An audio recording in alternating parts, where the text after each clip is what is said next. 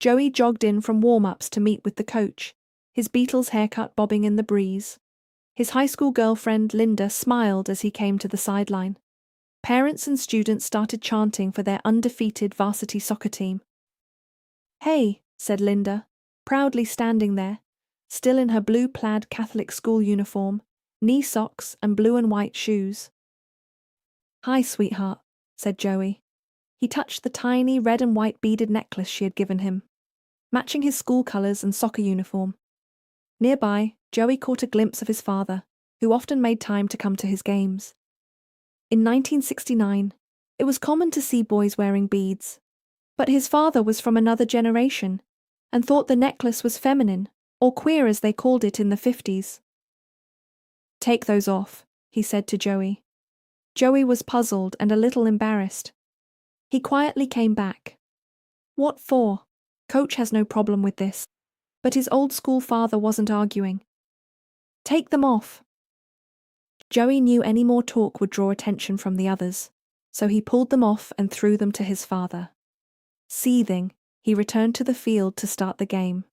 Linda saw this and frowned. Joey had promised to wear it during the game, displaying his affections in public. He looked back at her with an apologetic wave of the hand. "After the game?" he said.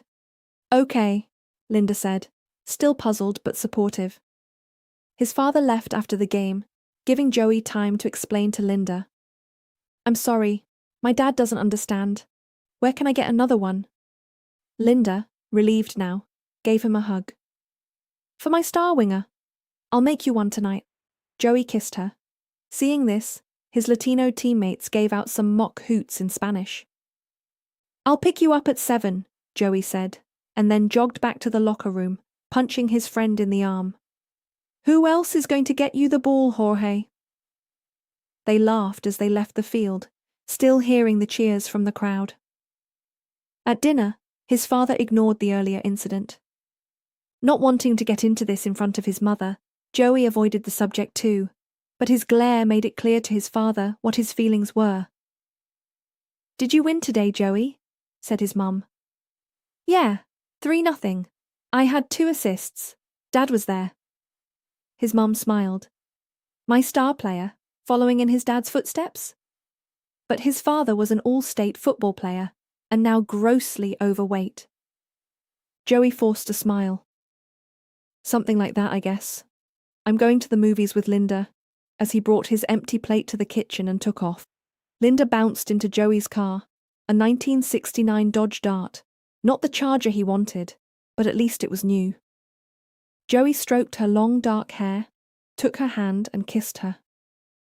"I'm so sorry, Linda."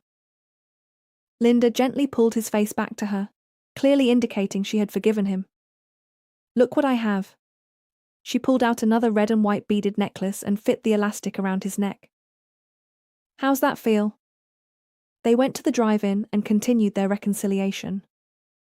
On the drive home, Joey asked Linda, "Are you coming to our game with Nutley?"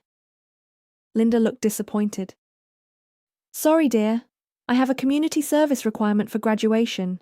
Did you make up with your dad?" Joey shook his head. "Not yet." He put his arm around Linda's waist. "Besides, I have the perfect girl." Linda leaned into Joey and pouted. "Oh, now you're making me sad that I'll miss your game." But Joey's father was there. Joey saw that his father was having difficulty standing. At half-time, he went over to his father. "You all right, Dad?" Beads of sweat appeared on his forehead, even in the cool November afternoon. "Maybe you should go sit in the car or have some water." His father shook his head. "I'm fine.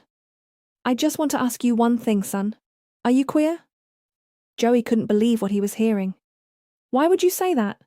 You know I have a girlfriend." His father hesitated. "The beads, not what a guy should wear." Joey gave him a disgusted look and headed back to the field.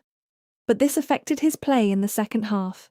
His concentration was broken and he misplayed several passes. Jorge hollered at him. "Torpor, watch what you're doing."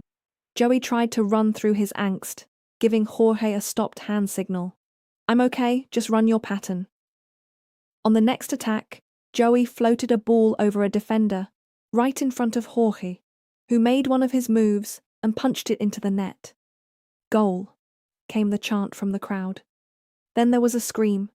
Everyone turned to the sideline. Joey's father was lying on the ground, clutching his chest. Fortunately, there was an ambulance on site. Joey's father looked up at the EMT, gasping for air and holding his arm. "Don't worry, sir. You're going to be all right. We're just going to stabilize you and bring you to the hospital for follow-up." The EMT was wearing a blue jumpsuit, white high Converse, and a utility belt with stethoscope, scissors, and other first aid equipment. Joey's father pointed at the EMT and tried to speak, but he couldn't make out the words. The EMT interrupted. "Relax, sir. Don't try to speak. Are you pointing to my necklace? My fiancé gave it to me to remind me of her when I'm at work. Sort of like an engagement ring for guys."